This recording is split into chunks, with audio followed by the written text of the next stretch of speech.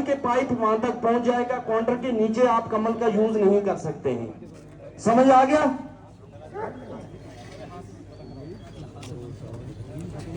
जलाएं, पूरी तरह जलाएं, पूरा जलाओ ना, देखो क्यों पूरा जलाओ। हाँ,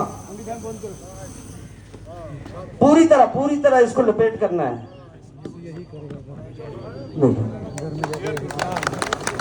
कितनी अच्छी टेक्निक है।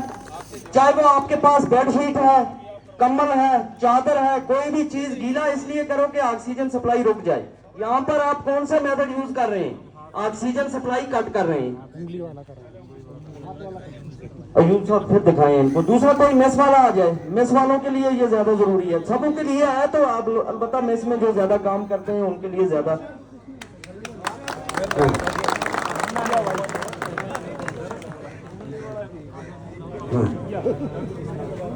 डरना नहीं है, उंगली अंगूठे से भी बजा सकते हैं आप। मैंने बोला ये जो 4 इंची 3 का स्पेस है ये खाली रहता है हमेशा।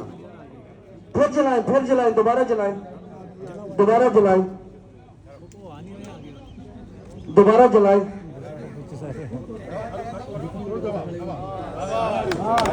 जावेद साहब पूरा खोले ना, आप डरते क्यों? पूरा खोलो, होने दो, कोई बात नहीं। ये सही है। एक चीज और मैं ये आपको क्लियर कर दूं, यहाँ पर ये हमें ये डर रहता है गैस सिलेंडर के अंदर से आग निकली ये ब्लास्ट हो जाएगा। मैं गारंटी देता हूं आपको कभी नहीं होगा। तब तक जब तक ना इसको चारों तरफ से आग की लपेट में आएगा, एग्निशन टेम्परेचर इसको 150, 200, 250 डिग्री मिलेगा, तब जाके ये ब्लास्ट होता है। बड़ा सिलेंडर जल्दी ब्लास्ट नहीं होता। कमल से भी चलाए फिर।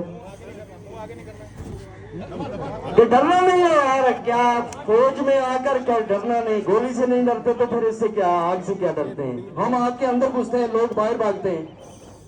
मैं वसूख से बोलता हूँ, फायर के अंदर जब तक हम नहीं जाते तब तक आग नहीं बुझती सर। फायर से पानी फेंकने से नहीं, अंदर घुसते हैं तब जाके। यही तो फोर्सेस में और हम में यही एक क्वालिटी है।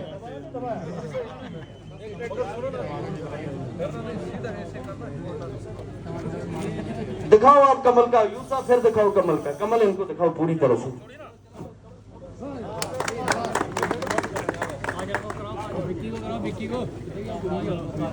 बुढ़े को कराओ, शाम को बुढ़े को।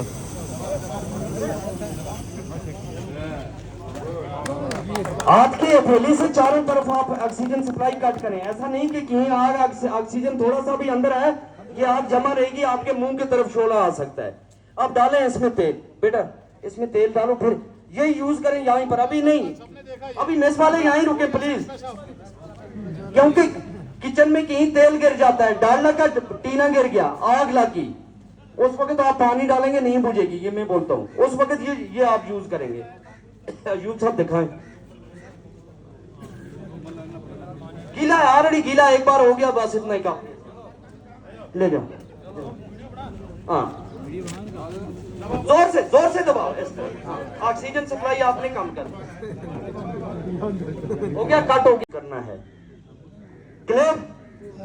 और किसी का कोई क्वेश्चन वगैरह होगा, अगर समझ नहीं आया तो आप पूछ सकते हैं। आप बताना बेटे।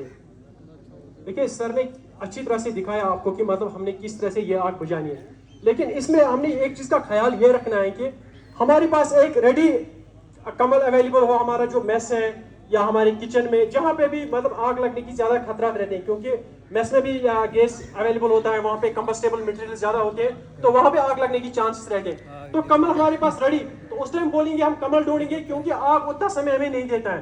तो ये चीजें हमारे पास रेडीली अवेलेबल होनी चाहिए।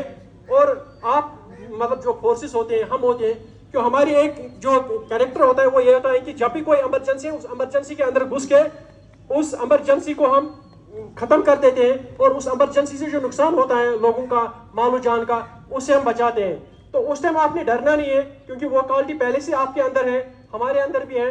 तो उस टाइम डरना नहीं है, क्योंकि डर के आगे जीत है।